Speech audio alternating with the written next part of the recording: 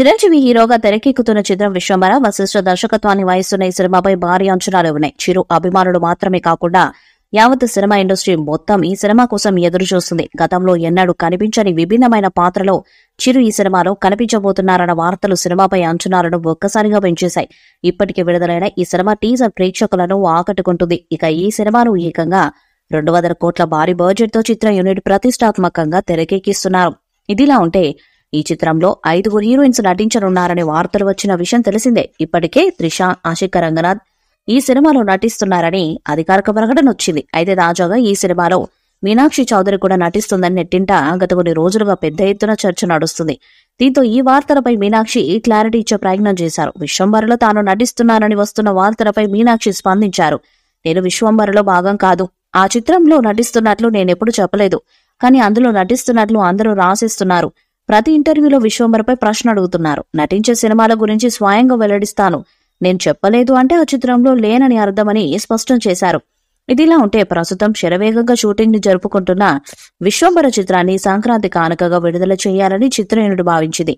అయితే సంక్రాంతికి రామ్ చరణ్ నటిస్తున్న గేమ్ చేంజర్ విడుదల ఉండటంతో విశ్వంబరను వాయిదా వేస్తున్నట్లు చిత్ర యూనిట్ ప్రకటించింది. త్వరలోనే సినిమా విడుదల తేదీకి సంబంధించి ప్రకటన చేరున్నట్లు తెలుస్తుంది. ఇక ఈ చిత్రం నుండి మొదటి పాటను విడుదల చేయడానికి మేకర్స్ సలహాలు చేస్తున్నారు. ఈ చిత్రానికి మేము కీరవాణి సంగీతాన్ని అందిస్తున్నారు. ఇప్పటికే కీరవాణి ఈ చిత్రంలోని పాటలను కంపోజ్ చేసినట్టుగా సమాచారం. అందులో మొదటి పాటను క్రిస్మస్ కానుకగా విడుదల చేయడానికి సలహాలు చేస్తున్నారు మేకర్స్. ఇటీవల విడుదల చేసిన టీజర్ కి మిశ్రమ స్పందన వచ్చింది. దాంతో సినిమా మీద అంచనాలు తగ్గకుండా ఉండడానికి మొదటి పాటను తీసుకురావాలని మేకర్స్ భావిస్తున్నారట.